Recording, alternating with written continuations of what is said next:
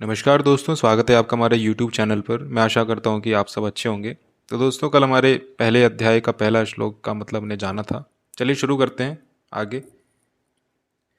जो अगला श्लोक है आपकी स्क्रीन पर दिखाई दे रहा होगा, तो इसका भावार्थ जानते हैं।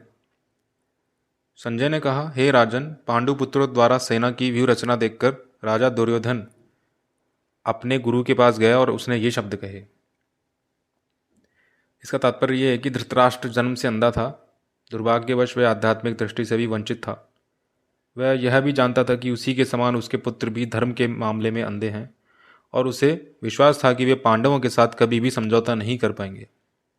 क्योंकि पांचों पांडव जन्म से ही पवित्र थे, फिर भी उसे तीर्थ स्थान के प्रभाव के विषय में संदेह था। इसीलिए संजय युद्धभूमि की स्थिति के विषय में उसके प्रश्न के मंतव्य को समझ गया। अतः वह निराश राजा को प्रोत्साहित करना चाह रहा था। उसने उसे विश्वास दिलाया कि उसके पुत्र पवित्र स्थान के प्रभाव में आकर किसी प्रकार का समझौता नहीं करने जा रहे हैं। उसने राजा को बताया कि उसका पुत्र दुर्योधन पांडवों की सेना को देखकर तुरंत अपने सेनापति द्रोणाचार्य को वास्तविक स्थिति से अवगत कराने गया। श्लोक का भावार्थ है कि हे आचार्य, पांडुपुत्रों की विशाल सेना को देखें, जिसे आपके बुद्धिमान शिष्य द्रुपद के पुत्र ने अपने इतने कौशल से व्यवस्थित किया है। परम राजनीतिज्ञ दुर्योधन महान ब्राह्मण सेनापति द्रोणाचार्य के दोषों को इंगित करना चाहता था। अर्जुन की पत्नी द्रौपदी के पिता राजा द्रुपद के साथ द्रोणाचार्य का कुछ राजनीतिक झगड़ा था।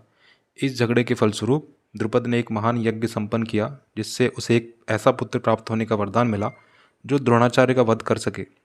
द्रोणाचार्य इसे भली भांति जानता था, किंतु जब द्रुपद का पुत्र धृष्टद्युम्न युद्ध शिक्षा के लिए उसको सौंपा गया तो द्रोणाचार्य को उसे अपने सारे सैनिक रहस्य प्रदान करने में कोई झिझक नहीं हुई। अब धृष्टद्युम्न कुरुक्षेत्र की युद्धभूमि में पांडवों का पक्ष ले रहा था, और उसने द्रोणाचार्य से जो कला सीखी थी उसी के आधार पर उसने यह व्यूह रचना की थी। दुर्योधन ने द्रोणाचार्य की इस दुर्बलता की ओर इंगित किया, जिससे वह युद्ध में सजग रहे और समझौता ना करे। इसके द्वारा वह द्रोणाचार्य को यह भी बताना चाह रहा था कि यह अपने प्रिय शिष्य पांडवों के प्रति युद्ध में उदारता न दिखा बैठे। विशेष रूप से अर्जुन उसका अत्यंत प्रिय एवं तेजस्वी शिष्य था। दुर्योधन ने यह भी चेतावनी दी कि युद्ध में इस प्रकार की उदारता से हार हो सकती है।